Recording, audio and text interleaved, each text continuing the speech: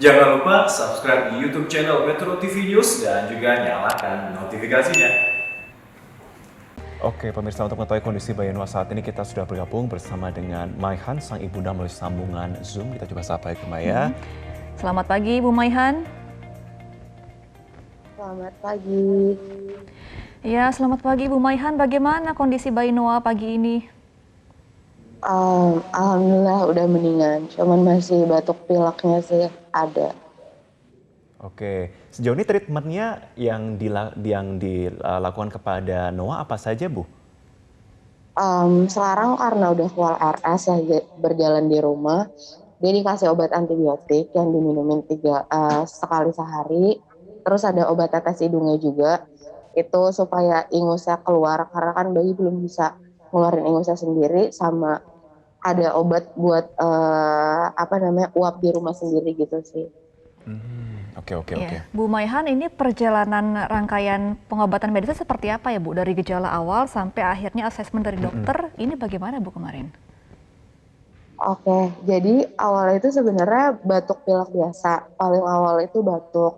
Jadi dia tuh sempat batuk sampai batuknya itu kalau misalnya dia tidur itu keganggu. Jadi dia lagi tidur pulas malam-malam, batuk kenceng banget, kebangun sampai muntah, dan itu kejadian 2 kali. Habis itu dia batuk, terus akhirnya mulai pilek, tapi pileknya nggak bisa keluar juga tuh karena mampet kayaknya di hidungnya, terus mulai demam. Akhirnya aku bawa ke UGD yang dekat sama rumah sakit ibu dan anak. Itu juga diagnosisnya masih batuk pilek biasa, akhirnya cuma diuap, sampai akhirnya besoknya demamnya makin tinggi. Kebetulan aku sama suami juga lagi di kantor, dan yang megang anak aku kan ibu aku. Terus kata ibu aku, ini kayaknya udah panas banget deh nak, ibu gendong aja tuh demam banget. Bener aja, akhirnya dibawa ke RSPI, nyampe UGD tuh demamnya udah 40,2. Terus di UGD dia juga kayak sempet meriang yang bibirnya sampai gemeteran gitu. Terus akhirnya dicek segala macem sampai dirawat, terus akhirnya dikasih tahu dokternya ini bronkitis anaknya gitu. Oke. Informasi yang kami dapatkan juga, Bu Maihan, ini karena ada faktor genetik juga begitu yang katanya memperparah gejala, bisa kami konfirmasi? Iya betul, jadi ayahnya Noah ini alergi sama dingin. Nah sebenarnya belum dicek lebih lanjut, tapi kemungkinan Noah ini keturunan nih sama ayahnya yang alergi dingin ini. Dan memang sih Noah ini tuh kan gampang keringetan, jadi kita tuh sering banget ngasih dia di AC. Nah sebenarnya itu anak bayi tuh nggak boleh terus-terusan kayak dikasih dingin yang terlalu intensitasnya sering gitu di AC. Kebetulan papahnya juga nggak bisa dingin, nah jadi ternyata dia juga sama nggak bisa yang kayak dingin terus-terusan, jadinya kayak pilek, batuk gitu. Oke. Oke, penjelasan dari dokter ketika menyampaikan kondisi kesehatan Noah seperti apa, Bu? Maksudnya kayak gimana tuh? Jadi pada waktu Oh, awal gitu di diagnosanya waktu awal itu diagnosanya awal. bagaimana, Bu? Oh, jadi kan udah cek lab ya, hasilnya bagus, PCR juga hasilnya negatif, karena waktu itu takutnya COVID kan.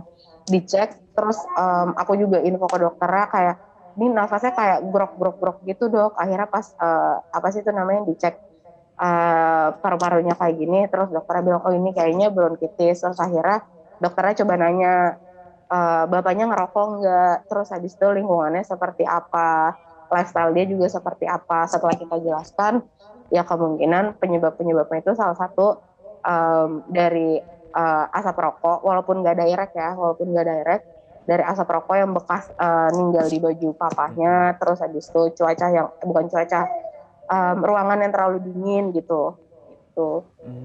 Oke. Dan genetik itu terjadi. Oke, Ibu Maihan, tapi tahan dulu sebentar ya. Kita akan kepada Ibu Maihan, tapi sebelumnya kita akan mencoba membahas secara komprehensif dari kacamata medis juga ya, Maya. Kita sudah bergabung bersama dokter spesialis paru, Dr. Erlina Burhan. Dokter, selamat pagi, sudah bergabung. Selamat pagi. Oke, dokter, bantu pencerahan kepada kami dan juga pemirsa semua yang tentunya menyaksikan peristiwa ini juga. Dan untuk edukasi kepada kami semua juga, ketika terpapar asap rokok, sebenarnya apa ancaman kesehatan pada bayi secara umum? Ya, saya mulai dulu dengan membahas sedikit tentang bayi Noah ya, Bu Maihani, boleh ya? Jadi saya dengar tadi Bu Maihani mengatakan bahwa anaknya batuk ya, terutama di malam hari. Nah, kenapa terjadi batuk? Batuk adalah salah satu refleks yang lazim terjadi kalau ada sesuatu di saluran nafas. Ya, biasanya batuk itu terjadi karena ada sesuatu yang ingin dikeluarkan. Dalam hal ini biasanya yang ingin dikeluarkan adalah dahak. Ya, jadi anaknya memang ada dahak kan ya. Ya, kenapa terjadi dahak? Karena pada kondisi normal seharusnya saluran nafasnya itu tidak ada dahak. Biasanya dahak terbentuk karena ada sesuatu, mungkin peradangan di saluran nafas tersebut. Peradangan penyebabnya macam-macam. Bisa iritasi, bisa karena infeksi. Infeksi ini bisa virus, bisa bakteri. Tapi tentu saja ini harus dibuktikan, ya. Ya, kemudian apa tadi pertanyaan dari Martin? Apa hubungannya dengan kondisi asap rokok atau orang dewasa di sekitarnya yang merokok? Jadi rokok, asap rokok itu mengandung ratusan zat-zat yang berbahaya. Yang kalau terhirup itu akan terjadi iritasi dari saluran nafas. Dan paparan yang terus-menerus membuat iritasi yang terus-menerus itu akan menimbulkan masalah di saluran nafas, terjadi peradangan yang sifatnya cukup lama. Ya, bisa saja ini kemudian membuat kemampuan saluran nafas menjadi berkurang untuk mengusir apakah itu virus atau bakteri atau benda-benda. Jadi ada kelumpuhan dari sistem pembersihan dari saluran nafas. Ya, jadi terjadi iritasi. Dan karena ini terjadi, ada kemungkinan kemudian anak berpotensi untuk terinfeksi oleh virus maupun bakteri. Ya, kira-kira begitu secara umum yang bisa saya sampaikan. Dokter Elina, misalnya ada orang tua yang merokok tapi tidak di depan anaknya langsung, apakah residu itu bisa menempel di baju? Ya, kalau menempel di baju sih nggak akan mengganggu saluran nafas ya, tapi saya kira asap rokok itu kan kemudian kalau orang merokok itu kan mengembuskan ke udara ya, dan itu kan akan bertahan lama. Dan orang sekitarnya yang kita sebut sebagai passive smoker itu sama-sama berdampak seberat juga active smoker. Ya, jadi Ibu Maihani dan juga bayinya, kalau ada orang di sekitar ibu yang merokok, apakah itu laki-laki atau perempuan, maka ibu yang tidak merokok dan bayi atau anak ini juga kemudian menjadi perokok pasif, bisa terhirup udara dan terhirup asap rokok yang ada di udara. Dan asap rokok itu tadi saya sampaikan mengandung ratusan zat-zat yang berbahaya untuk saluran nafas. Oke, itu bisa mengiritasi ya. Kalau kita lihat tanggapan dari warga, dan dalam hal ini warganya itu bermacam-macam sekali. Masih ada beberapa tanggapan yang tanda kutip masih cukup membandel, dikatakan bahwa anak saya nggak apa-apa, tapi jangan coba-coba. Ini kejadian kepada anak, begitu ya. Tapi kalau boleh diceritakan kepada kami dan edukasi kepada masyarakat yang tanda kutip masih nakal ini, apa dampak jangka panjang bagi tumbuh kembang anak terkait juga dengan mungkin adanya residu dari asap rokok tersebut kepada tumbuh kembang bayi? Apakah benar juga bahwa ini berpotensi menimbulkan gangguan pendengaran? Ya, untuk jangka panjang memang rokok ini akan berbahaya. Secara umum kan sudah jelas-jelas di bungkus rokok itu sudah dikatakan rokok ini berbahaya, mematikan, bisa menimbulkan kanker, kemudian juga penyakit bawaan lainnya dan macam-macam ya.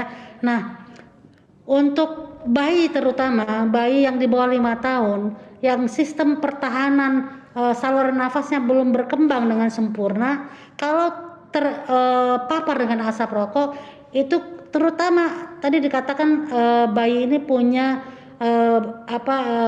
bawaan, suatu kondisi bawaan yang juga didapatkan dari ayah dan kakek lain sebagainya, punya alergi. Nah, asap rokok ini juga adalah salah satu trigger untuk alergi. Nah, alergi ini akan bisa memicu saluran nafas itu menjadi sembab, bengkak mukosanya, dan ini menimbulkan penyempitan saluran nafas sehingga kadang-kadang suara nafas anak itu berbunyi. Itu dari sisi bahwa kaliber saluran nafas akan menyempit. Tapi kemudian dari sisi infeksi juga bisa mudah terjadi. Jadi orang yang biasa saluran nafasnya teriritasi dengan rokok itu sangat mudah untuk menjadi infeksi. Itu yang dalam jangka pendek. Tapi dalam jangka panjang itu bisa menimbulkan Contohnya adalah karena penyakit yang berulang-ulang pada anak, jadi sakit saluran nafas ISPA berulang-ulang karena asap rokok ini memungkinkan anak tidak sehat, akan jadi rewel, jadi makan juga kurang, jadi bisa jadi kemudian menimbulkan masalah-masalah kesehatan lainnya yang mengganggu pertumbuhan anak tersebut. Mungkin karena dia baik, rewel, Dokter karena sakit terus, karena batuk, karena sesak, makannya juga jadi kurang. Nah ini pengaruh lagi ke asupan gizi. Kemudian juga jadi kecerdasan dan segala macam. Itu bagi anak. Tapi bagi orang dewasa umumnya kedepannya adalah penyakit paru kronik. Jadi mudah menjadi sesak. Kemudian juga kalau dia punya asma, asap rokok adalah satu pencetus atau trigger asma, serangan asma. Baik, terima kasih Dokter Erlina. Kita akan kembali ke kanker paru. Baik, kita akan kembali ke Ibu Maihan terlebih dahulu. Ibu Maihan, apakah papanya Noah ini sudah berhenti merokok dan apa pesan yang ingin disampaikan oleh Ibu Maihan kepada keluarga-keluarga lainnya? Insya Allah papanya udah berhenti merokok sih sejak kejadian yang kemarin dia masuk rumah sakit. Kalau pesannya sih mungkin yang harus difikirkan, menyakiti anak itu bentuknya nggak selalu kayak physically kayak dicubit sakit gitu ya. Menurut aku kayak merokok walaupun nggak kasat mata gitu, ini bagian dari menyakiti anak. Kenapa? Karena anak kita aja dengan misalnya papanya ngerokok nih di luar kantor terus balik ke rumah gendong anaknya, terus ternyata itu jadi salah satu faktor yang bikin anaknya sakit. Justru menurut aku itu lebih menyakitkan gitu ya daripada kayak dicubit atau dipukul segala macamnya, karena physically dia tersakiti, mental juga dia kan capek gitu ya, sakit gitu. Jadi menurut aku pesannya lebih aware aja kalau misalnya ada anak kecil di sekitar kita gitu. Baik, Ibu Maihan, terima kasih sudah bersama dengan kami. Salam untuk Dedek Noah ya, semoga cepat sembuh juga dan juga bisa bermain lagi di Kami Pas. Oke, salam ya, dan juga untuk keluarga semuanya. Berikut juga terima kasih dokter spesialis paru Dr. Erlina Burhan sudah bergabung bersama kami di Selamat Pagi Indonesia. Selamat pagi, terima kasih.